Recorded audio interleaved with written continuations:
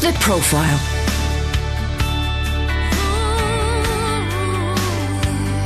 You're listening to Premier Christian Radio. Where faith comes to life. Good afternoon. I'm Martyn Eden, Premier's political editor. My guest this afternoon is Chris Mould, who was described by the Guardian newspapers as one of the UK's top social entrepreneurs. He is an innovative leader, widely experienced in both the public and the voluntary sectors. He is best known as the man who, as chair of the Trussell Trust, was behind the growth of food banks operated by many churches. Chris, good afternoon. Good afternoon. I understand you're a committed Christian since your teens, I believe. What brought you to that commitment? It's actually one of those classic stories. It's a teenager with something looking for something to do on a Saturday night, and going to a Christian rock band concert. I went along with some friends because it was raining and I actually couldn't get in the pub, and I was underage, so but that was back then when you didn't have ID cards, and I was captivated by the music and the testimonies that people gave between each song. And by the end, when they said, if you need to, confess your sins and make a commitment to Jesus, you want this life that we're talking about for yourself, you need to come up the front. And to my horror, I was absolutely driven. I needed to be there. I was so hungry, so thirsty. First up, saying, I need this. And were your family, your parents, Christians? Well, they were seeking, actually. They had been quite committed as teenagers and young adults, but it had all kind of fallen away. But in that period after I became a Christian, my mother rediscovered her faith, was full of the Holy Spirit. My father found Christian faith again, and then my brother, then my uncle, then my grandfather. So there was a remarkable period of a few years when many people in our family came to faith, yes. A tribal conversion? Well, I don't know, but God was on our case, and I'm so pleased about that. Oh, praise the Lord for that. Now, you, as a child, you lived in Sierra Leone. What difference did that have on your later life? Basically, I spent the first 7 years of my life in West Africa. My parents were working in government services, so but often outside the capital, so in rural environments amongst poverty, and they were passionate about bringing development to bear on a society that desperately needed that. So, our conversation, people coming around on Sundays for lunch, would be with voluntary sector workers, with missionaries, with government officials, and it was about how to improve society and to resolve the problems of poverty. And I guess that it was kind of drip feeding into me, because that family commitment to do something about inequality, to put right injustices in the world, is a leitmotif right through, and still is. But you then went to boarding school. Did that not kill it? Great question. I didn't like boarding school, and my parents, bless them, were concerned because I'd been to 8 schools by the time I was 9 years old. I went to and fro, different countries, and they had been given some advice that if I was not to go off the rails and turn into serious trouble, I needed some stability. So they put me in a boarding school. But actually, they didn't go abroad again. So we came back to England, and they came and lived nearby. I told them shortly afterwards that I didn't want to stay there. And we did the 2 years till, I did the 11 plus, and I went to an ordinary state grammar school in High Wycombe. So it didn't kill your No, it Christian didn't kill it. And, the reality was it was a private school, but a Methodist foundation, and there was chapel, and there were good things taught, and yes, nobody undermined the Christian faith and set me on a track to become a wealthy banker or something during that period. So your parents chose well for you? I think so, yes. Yes. Now, it's said that you preach regularly. Is that in your local church, or is that part of your wider ministry that you're preaching, in a sense, on behalf of those missions you serve? I'm quite regularly on our local church preaching rota, and I preach in a variety of places. For me, basically, I just love the opportunity to talk about Jesus and to share what the Bible is saying about faith and its application to life. So any chance I get, as long as I can fit it in, if I'm asked, I'll come and do it. Because, we need to be out there talking about our God and the fact that He has all the answers to every aspect of life. And there's so many people in this world that don't know that. So I'm passionate about that. I've been preaching, for better or worse, since I was in my late teens. It's not very often, but it's something I love to do. And, people can judge whether it's worth hearing or not when they're here. Now, you spent 19 years working in the National Health Service, 12 of them in top jobs. What drew you to the NHS? People say God did, and on occasions during this conversation you'll hear me say that, because that is actually the basic truth. But how does it work? I did a degree in history. I then did a master's degree in social policy in developing countries. I had the sense, my wife and I, that we were heading for mission work, but we would be involved in some form of academic teaching and church planting alongside, or something like that. It didn't turn out like that. I finished a master's degree at the LSE, got a very good grade, and was unemployed, hunting for jobs at the time, in the very beginning of the 80s, when graduate unemployment was hugely high. And I wandered around London University's careers office, looking for something to do, because I needed to earn some money. And the NHS management training scheme popped up. It sort of was there. I looked at it and thought, well, I'll have a go. I had a go. I got through to the last stage, months, 5,000 people applying for 45 slots, and I didn't get it. I actually was convinced I ought to be working for the NHS by then, and that God was somehow saying, this is your slot. So I phoned up the Department of Health and said, look, I don't understand. Is this a mistake? Because I think I should be here. And they said, no, interesting, your grades are very good.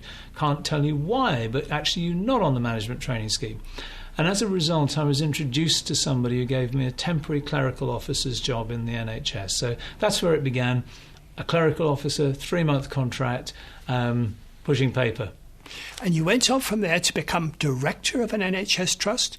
I was chief executive of a couple of NHS trusts. Chief executive of Health Authority. Yes. So quite a few years as, in the jargon, what they call the chief officer, with several thousand staff working in the organisation that I led. So it's said, and there's something of a legend to this, that whilst you were a chief officer, you used to go and talk to the patients. Is that true? Of course. I mean, they're our customers. And one of the things that matters immensely to me is that we walk the talk as leaders. And if you're providing health services, you need to know what the people receiving the care think of what you're doing. If you're managing people who are under stressed circumstances, delivering care in an intensive care unit or in the operating theatre or wherever else, you need to know something about what it's like for them. So I used to make sure that I went into the operating theatres to find out. I would change into the greens and I'd go, and if I want to meet a consultant surgeon to have a conversation about something, why should I ask him to come to my office? Why don't I go to where he works? And that became a principle. Wherever possible, I'd say to my PA, my secretary, I want to go there if I need the meeting, where they are, not where I have my den, if you like. But that sounds very relational, even incarnational. You went to them. How typical is that in the NHS? Some of the best managers around lived like that. That's how they worked in the time that I worked there. I'm talking back in the 80s and the 90s, but that is, good leadership practice. It's not the only way to get things done, and it's not the only way to manage taxpayers' money efficiently. But for me, it was the only legitimate way for me to do it. Now, the NHS is now in a rather crippled state. We find it's short of funds, it's missing targets, it's trying to cope with the pressures of an ageing population. If you were asked today to go and sort out the NHS, do you have any thoughts about how you might go about it? It's an immensely difficult job, and I guess the answer is now what it would have been at any time if it had ever been asked of me, which is we have to get the right team together and we have to do some listening. We live in a world which is increasingly noisy. There's an awful lot of people with opinions. Some of them are ill-founded, some of them are harsh. The rhetoric, the language, the dialogue is harsher, tougher. In those circumstances, I think more of us need to go and listen, to look at what's going on and to reflect with each other before we prescribe a solution. But the bottom line for the NHS is this: it's an absolutely amazing institution that does a brilliant job, and we need to invest in it. And that's about the future. That's thinking about how do we make sure that young people today think that the best thing they could do in life would be to be a doctor or a nurse or a radiologist or a manager of a department of the NHS. The OECD says that compared with other prosperous countries, our health service is above average, but we pay our doctors too much, and we have fewer doctors per head of population. Is that your view too? Pay is quite a challenging issue. You need to look carefully at the whole package. There's no doubt at all that we don't train enough doctors and that we've not been able to respond fast enough to the change in the working practices of clinical people. We have an expectation that there should be more flexibility, that there needs to be more room for part-time employment. You only have to note with thanks that the NHS is well served by huge numbers of people who are from other countries who serve us so well, and to recognise that is something we put at risk, only if we're unwise. Yes. We're here talking about that willingness to welcome the stranger, to see migration as a positive thing. I've been in and out of hospital myself quite a lot lately, and I've seen the evidence that you are obviously referring to of the large number of migrant doctors and nurses without whom we couldn't cope. A friend of mine who's a director of finance said to me a couple of years ago, we survive thanks to some wonderful Italians and Portuguese people. Yeah. Now, will Brexit make recruitment of those doctors and nurses much more difficult? I think it will, but that's something that we have to look at technically. Is there a remedy that we can make, given the givens of the situation? Brexit has been voted for; it's going to happen. I personally find that deeply regrettable, but that's where we're at. I suspect it will make things a lot more difficult. And it's got to be top of the agenda that we find ways to welcome people from other countries who are coming here to work and to serve. Do you think that part of the solution might be that each of us could live more simply, more healthily, eat perhaps less food and more nutritious food, take more exercise, not drink lots of alcohol or smoke or whatever, and in that sense bring down the demand for NHS services to a level where only those with really serious illnesses get their priority? Obviously, eating well and looking after yourself is very, very important. And actually, if you think about it from a Christian point of view, we are the temple of the Holy Spirit. We really do need to respect our bodies and be ready for service, if you like. I mean, where you can. But the facts around the NHS are these, that it's done a brilliant job. So has all the preventative health interventions of the last many decades. And as a consequence, people live longer and they live into old age and they live stronger. But in the end, there is a demise. People do lose their strength. And when that happens, we need, as a nation that values life, to be able to do our best in those last years and that last experience and whatever it is for anyone that needs it. And that's one of the great things about the NHS. It doesn't say, I'm sorry, you were the person that caused that accident and therefore we're not so keen to help you, as if it just happened to you because someone else caused it. There's no blame. We help. We fix it. And that's how it should be. What I'm hearing so far, Chris, is that you're a very relational person, that people matter to you. Am I hearing you correct? Yes, and I guess for me, if you think about the being a Christian, people matter to God. Yeah. That's the absolute crux of it. That Jesus died for individuals across the globe. And therefore, if we can't get it and take on board that approach to life, to society, something's missing, and we need to be looking for it to say, I want to put this right. Yeah. Chris, in 2001, you left the health service and you went to policing. What on earth made you make that move?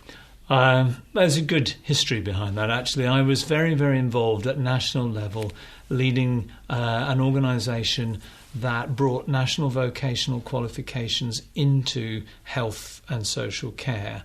Back then, there were about 500,000 people working in the NHS who were providing frontline care, but were not nurses and doctors. They were assistants, auxiliaries, and they had very, very little training or support. And we needed to put that right.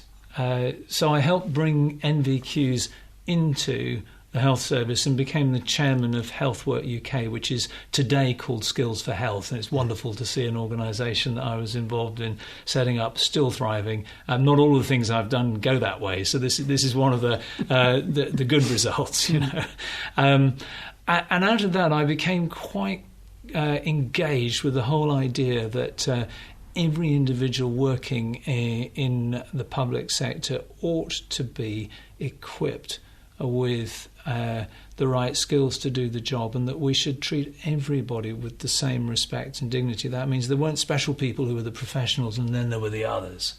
Yes. We're a team. We work together and we make a difference, including the porters and the people working in the kitchens of a hospital, and not just the professors. And as a consequence, I built up a bit of a reputation around workforce development, training, evidence-based practice, making sure you taught people to do what the research told you was the way to do what you needed to do. And that was in the clinical sphere. But of course, the police were facing the Police Reform Act, a new government, looking at how it might improve policing in the UK. And I applied for the job of chief executive of a new organisation that was going to run police training for England and Wales and bring together 8 different organisations and try and create an evidence-based approach to teaching police and the allied professions how to go about policing. Wonderful job. Enjoyed it immensely, hugely challenging, working for the Home Secretary and the Police Minister. And 3 years later, you quit and went to work with the Trussell Trust as its chairman.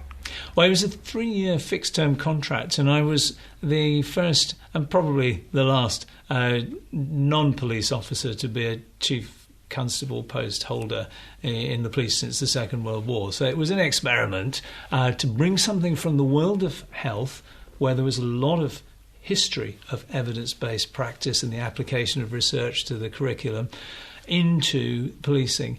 So yes, my 3-year contract came to an end, and I was looking for other large government jobs, and felt God saying to me, I want you to give me some of your time. And I said to the Lord, I've got 4 children, I've got a family, I need to earn money, and you've got all of my time anyway. And I felt the response was actually, no, I want you to give up 2 days. Give me 2 days. You can work the other 3, but I want 2. That's led me to think, oh my goodness, what this means is I'm going to need to be a consultant, and I don't really like the idea of management consulting, that stuff, but it's part-time.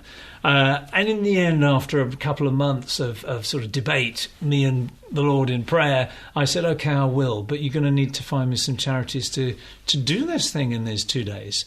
And I'd been volunteering a bit and helping my friend Paddy Henderson with the Trussell Trust during that interim period. And Paddy said, well, I want you to stay. I need your help. Charity number 1 was there within the week that I said, yes, God, I'll do it.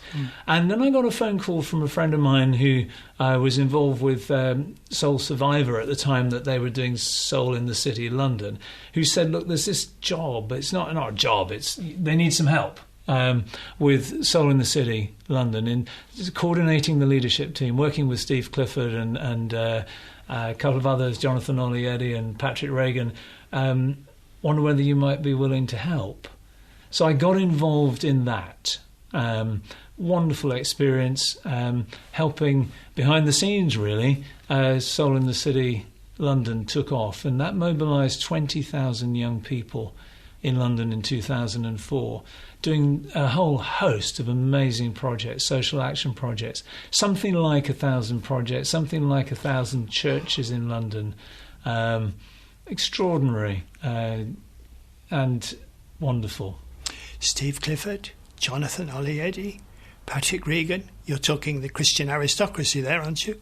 Well, they're people that I got to know through that. I'd not met them before, and I'm very, very pleased that I had the chance to. And yeah, Mike Pilavachi and others. The thing is, there are some wonderful people who've worked together across the last couple of decades to absolutely meld together those who are passionate about sharing the gospel in terms of evangelism with those who are convinced that, as Christians, we are called to put right injustice in society and to take action to show the Father's love on the ground to those that feel totally unloved. We'll take a short break and be back with you in a few minutes.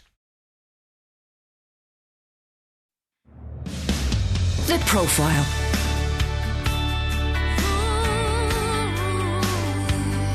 You're listening to Premier Christian Radio. Where faith comes to life. I'm Martyn Eden, Premier's political editor, and I'm talking to Chris Mould, the social entrepreneur. Chris, the Trussell Trust organises food banks, helping people facing food poverty. Is this an example of Good Samaritan thinking in the 21st century? Yes. In a nutshell, yes. There are far more people in our country than we ever imagine at first who find themselves in crisis, often short term, but it doesn't mean it's not a crisis because it's just happening for a few days, a few weeks or a few months, who cannot get food on the table. They've run out of money, they've got nowhere to turn, and they need help now. The food bank movement was all about saying we want to get local communities mobilised by the church, catalysed by the church, with local Christians in the community, to meet the need of their neighbours when they were in trouble, and to have a food resource available so that if they in turn ran into difficulty because their business got into difficulty or because they lost their job or there was some terrible ill health problem in the family, they could call on the food bank they'd been supporting as supporters. So this whole idea of we'll put some food somewhere and we'll let people in need have it, and then when we need it we can go and call on it, was the basic behind this. But yes, it's Good Samaritan activity. But it's first aid rather than social engineering. It's first aid, but first aid is absolutely vital, because there are a lot of people alive today who are only alive because there was somebody good on first aid who was there to hand. But when a politician like Dominic Raab says that the typical user of a food bank is not someone who's languishing in poverty, it's someone who has a temporary cash flow problem, he's not completely wrong? Well, I think he's deeply ill-informed, and I'd ask, well, how many of the people who use food banks have you spent time talking to? How many across the country? And we have 1,400 Trussell Trust food bank centres in this UK of ours. How many of those, Dominic Raab, have you been talking to before you say that this is the typical user or client? We need to do more listening. We need to understand better what the various causes are. And we need to take a look at some of the other facts in our society.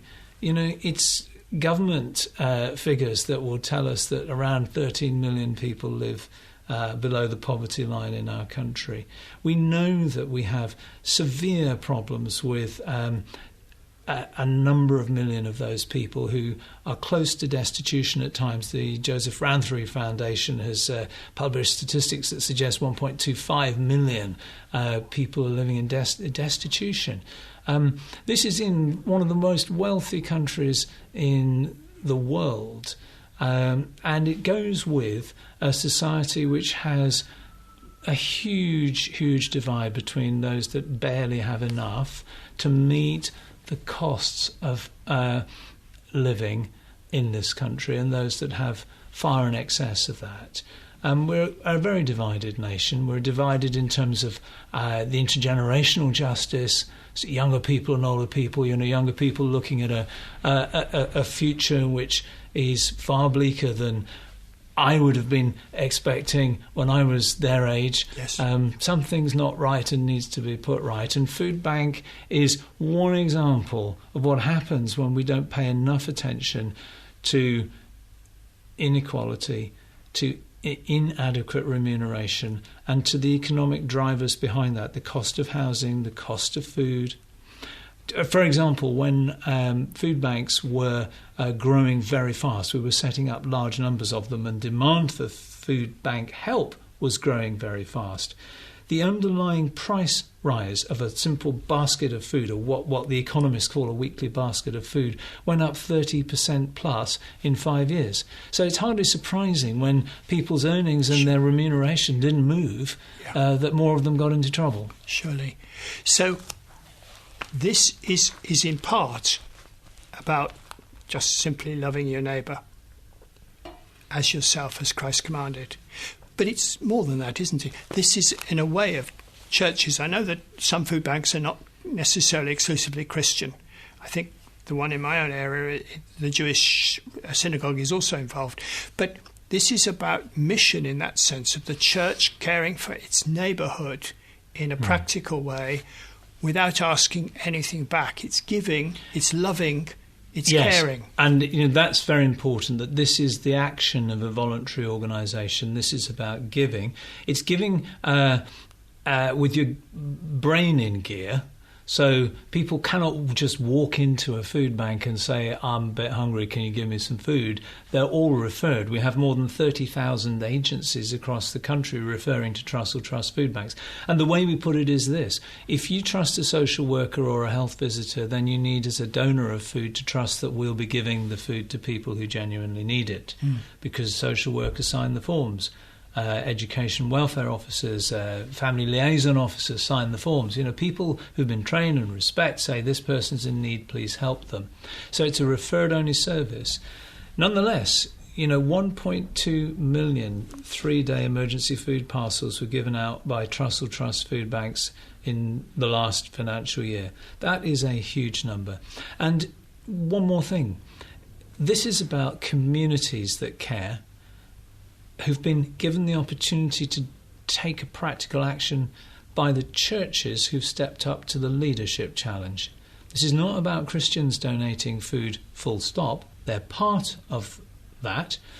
We estimate that 4 million citizens have been mobilised by the Trussell Trust each year in the last few years to donate food. They buy food in supermarkets, because where else do you get it? And they give it through the church, they give it through schools, they give it at supermarket collections. It's an enormously heart-lifting piece of evidence to say communities are living and able still. You know, we're not just a nation full of individuals that just look out for number one. Not at all. To what extent do supermarkets also give food directly when it reaches its sell-by date or whatever? Because those are often very conservative sell-by dates, and the food is still much usable.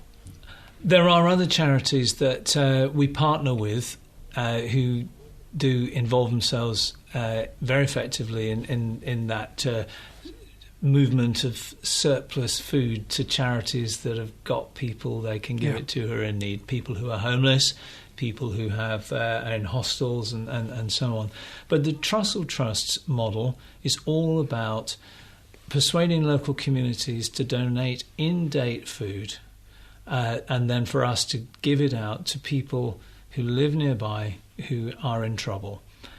So we do take some surplus food, of course we do, when it's relevant and appropriate, but we partner with others, and together with some of those organisations we could see a country where no one ever needs to go hungry.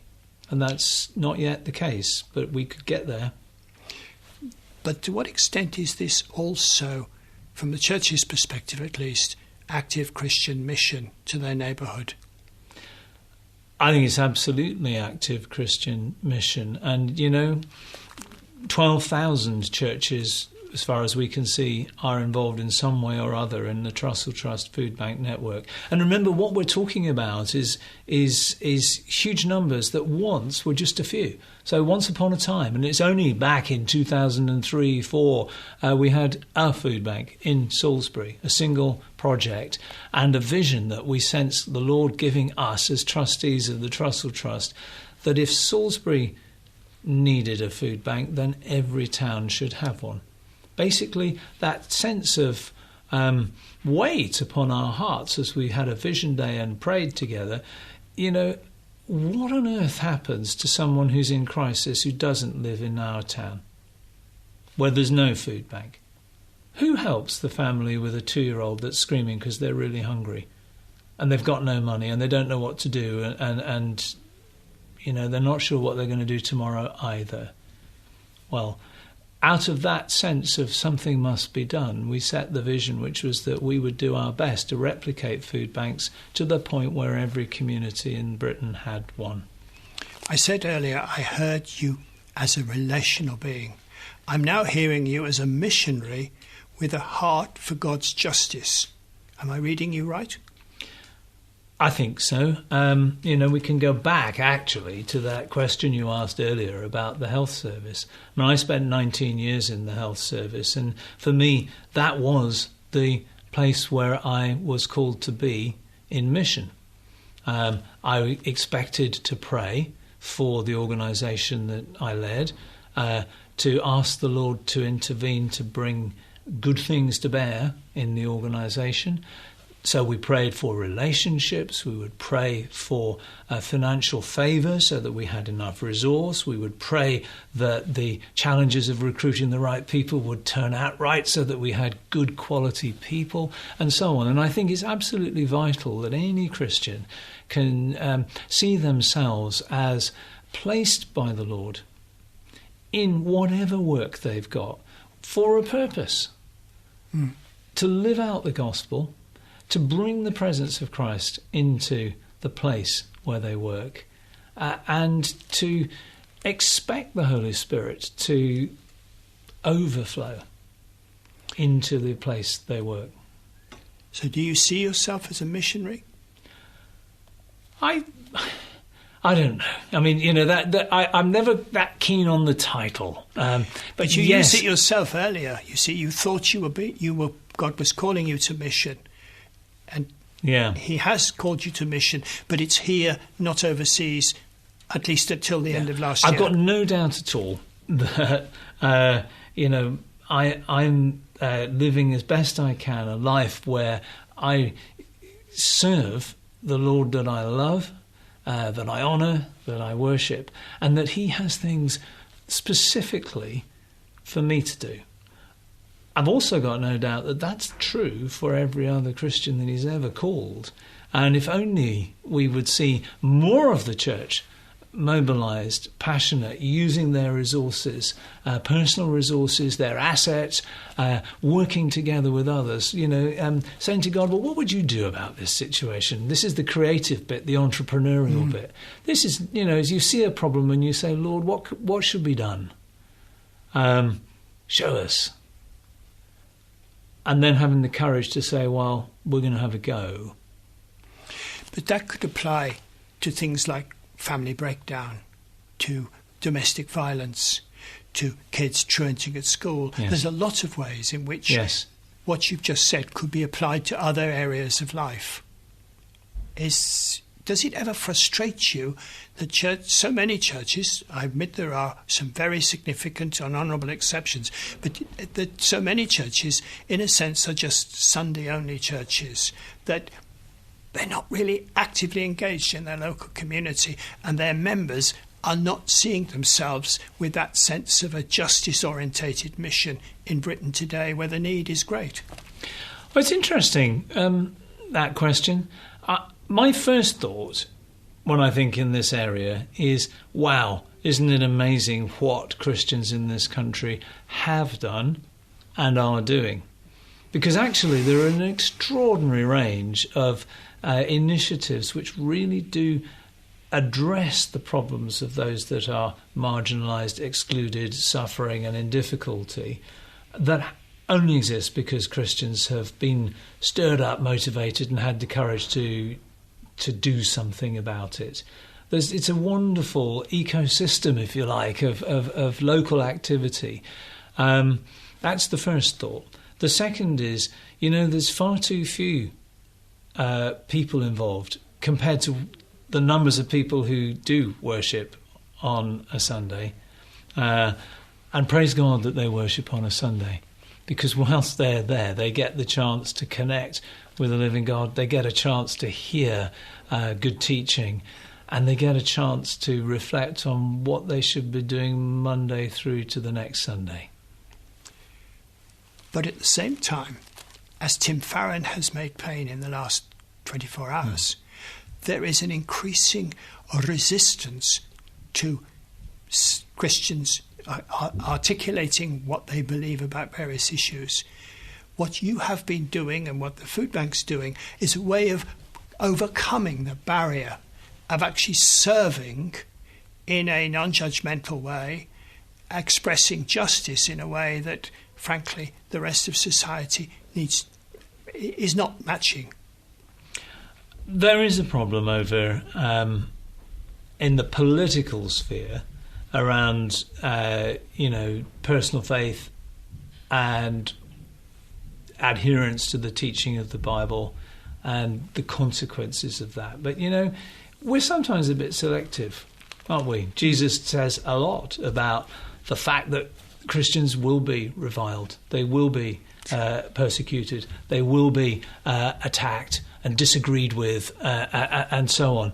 And that, we're meant to count it all joy when that happens. And I frankly feel it's pretty scary to think that might happen, and it has happened from time to time. But we have to be firm and clear that paramountly we need to be coming at these issues from a place of love. For me, it does mean that it's very, very hard to imagine how you can survive long term as a politician, because sometime or other there's going to be the kind of bust up that Tim Farron has bumped into. Now, at the end of last year, you stood down as the chair of the Trussell Trust, and you're now working with something called the Foundation for Social Change and Inclusion in Bulgaria. What is that about, and what drove you to make that change? Foundation for Social Change and Inclusion is working to break the cycle of poverty right across Southeast Europe. That's the Balkans, former Yugoslavia for many of us is the easiest way to connect with it, that war-torn zone from the past. We are seeking to help some of the most marginalised people in Europe to find a way to live life to the full.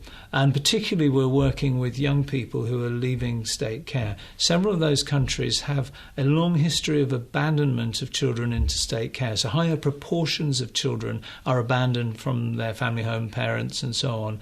And as a result, several of those countries are source countries for people who are the victims of labour and sex exploitation, so human trafficking victims. And we're seeking to break the cycle to say, you know, these young people need not be facing a future where they end up in a brothel in Brussels or Paris or London.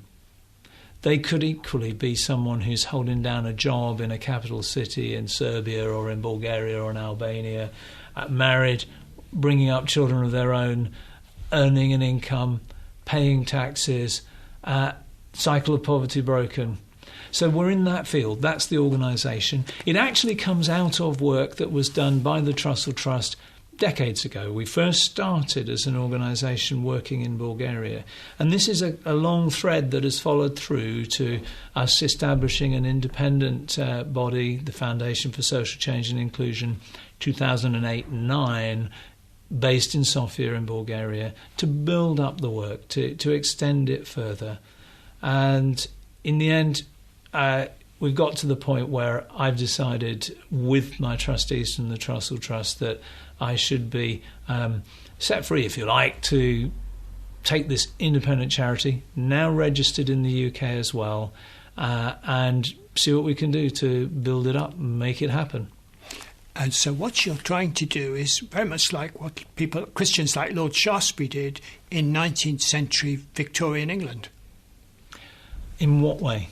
Well, getting street kids living on the street, you know, the Oliver characters. Yes, we are absolutely trying to help people who have some really bleak prospects going forward, transitioning from youth into adulthood, to get onto a different track. Now, that requires us to do some basic things. So we run a residential training program. We provide young people with a safe place to live. We encourage local Christians in the countries we're working in to become involved in the project, either by applying for jobs as members of staff in the house, or by volunteering and getting to know the young people. And to, you know, so again, this very basic principle. Every human being needs somewhere safe to live, some good people to hang out with, and something useful to do. So, third point, we seek to get our young people skilled up and into employment, and have had some great results because we're dealing with youngsters who have really not done at all well in the education system, so they're close to unemployable. And by the time they've finished our program, they hold down jobs, they pay taxes, they pay rent, and the prospects are far brighter than they were a couple of years earlier. Two questions then. One, what do the national governments in those countries where you're working this work, what do they make of this? Are they supportive of it? And how is this work funded? National governments are interested in what we do, and once they understand what's happening, they're very keen to encourage us to set up service, because there is a shared recognition that the need is serious, the need is great, and that they are not able to do much themselves. The countries are much, much poorer than the UK, and the young people are over 18. And actually, rather like most other nations, we tend to say once they're 18, they're not children, they don't have the same protection requirement, and we no longer have a statutory responsibility for them. It's really hard to find ways to say, you as a government should be paying for this. But they know that the consequences of not helping those young people transition into adulthood, hit the prison system, they hit the criminal justice system, they end up with people with health problems who are sick, have mental health problems and so on. So failure to be a little bit more innovative about how we help people transition costs us dearly as society. It's not just there, but here too. So the first thing is, yes, they're keen. Yes, they're supportive. We're teaching the Christian organisations that help as local partners to run the programmes to engage with the local authorities, to talk to officials. And that's fresh and new for many of the people involved. And there is an approach to that we can help them learn. How is it funded? Well, it's been funded with some very generous finance to do a kind of proof of concept to test this out. And a Christian couple donated some money which enabled us to show how we could take these projects in Bulgaria and replicate them in countries where they were also needed. But as is always the case, money runs out. So my job is to persuade as many people as possible that it's really worth it to donate to the FSCI, Foundation for Social Change and Inclusion, because we will be making significant differences in the lives of people whose prospects are otherwise really quite awful. A young man that I'm ever so proud of at the minute, he started life in a normal family. His father was killed in a motor accident when he was 8. His mother went off the rails and in the end left him and his young brother alone in a house looked after by the neighbours. And that's how he ended up in an orphanage. Today he's a young man who's gone through our programme. He's been working, he's been earning money. He's looking forward, as he puts it, to putting the principles he's been taught in our House of Opportunity Training programme into practice in life ahead. He's got a positive view. He's got hope. You're an activist, you're a man with vision, and you're a Christian. How does your faith and your theology undergird and hold these different characteristics closely together? It starts with the relationship that you have with the Lord. That has to be fresh. You have to make sure that you're in conversation. That's prayer on a regular basis. That you're listening to others who have a similar relationship so that you hear often from other members of the church what God seems to be saying, what matters now. So it's dynamic and it's about staying close to the living Lord who, is promises to provide us with answers, to uphold us when we're in trouble, and to give us purpose and direction. So that's the core. Faith is about your relationship. Second thing is you've got to be clear that it has to spill over. We are placed in our communities, in our location, in our life experience for a reason. The Lord God is utterly passionate about redeeming the whole of the world, redemption in all its different facets. And he's, for reasons that, sometimes people question, but this is how God has gone about it. He said, I want to use you guys. I'll work through you. Now, if we're saying, don't particularly want to do that just now because we're busy earning some money or we're busy sorting out, the mortgage, and when we're finished, then we'll give you some time, Lord. Well, he's gracious, but actually I think more of us need to be listening out for the call and the challenge to step up earlier, sooner, and in a more committed way. And this is all about grace. Well, I certainly don't deserve the experience that I've had at the hands of the Lord. It's been fantastic, wonderful, and not earned. He knows me, and he knows just exactly what kind of person I really am on the inside, But nonetheless, and that's the thing, nonetheless, he's up for using us. And so faith, vitally important, because the other thing is, we're in a battle. We're dealing with a world that we're placed into, which is in contention. Satan is interested in wrecking life. He loves to see a situation where an individual is in despair, is broken. He loves to see communities and societies where things go wrong. And the Lord, by contrast, is keen that people should enjoy fullness of life. And sometimes we don't want to get over spiritual about that, fullness of life. He wants us to enjoy it in all sorts of ways. And you look at the way Jesus engaged with people around him. Are you sick? Do you want to get better? Yes. We're at a wedding and they're running out of wine, but actually we should be celebrating, so let's have some wine. Life. And the Lord wants more people to enjoy that. And I think we're, as Christians, agency. We're agents. They're ready to do our bit. Agents of God's grace and justice and love. Yes. So what part, you've talked about your relationship with God, and obviously that is ultimately rooted in prayer. How on earth, with all this activity, do you find time for regular prayer? It's a habit. I go back to when it was much harder, when we had 2 small children and they cried all night and kept us awake. And I vividly remember my dad sitting on the sofa when he came to visit, asking the question you've just asked and saying, "What are you doing about praying?"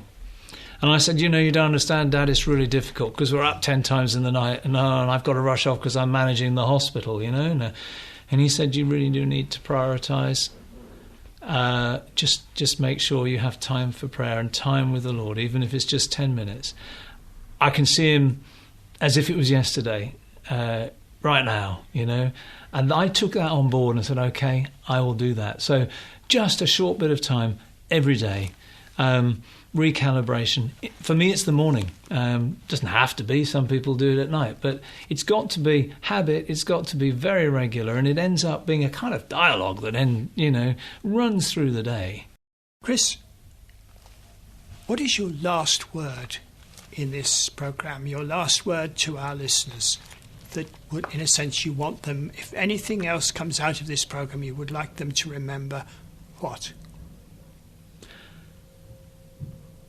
I think it's this, that God cares. And you may say, oh, well, that's a bit trite. But actually, I want you to start thinking about the heart, the emotion. The Lord cares about people who are in trouble. He never blames them. He cares. And He'd long for you to share that passion to the point where you sacrifice, to the point where you give, to the point where you do something about it. Chris, thank you very much for sharing yourself so fully, so openly. May God bless you, your wife and your children, and all the projects you take on in God's name the rest of your life. Thank you very much. Thank you. Briggs & Riley luggage is durable and makes packing and getting around effortless. Plus, Briggs & Riley has the best lifetime guarantee in the industry. Briggs & Riley creates exceptional luggage, backpacks, and travel accessories that make your trip seamless. Briggs & Riley luggage has one-of-a-kind expansion technology where you expand the bag, put all your clothes in, and then compress it back to its original size. Pack up to 34% more in the same size suitcase that still fits in the overhead. Visit Briggs-Riley.com.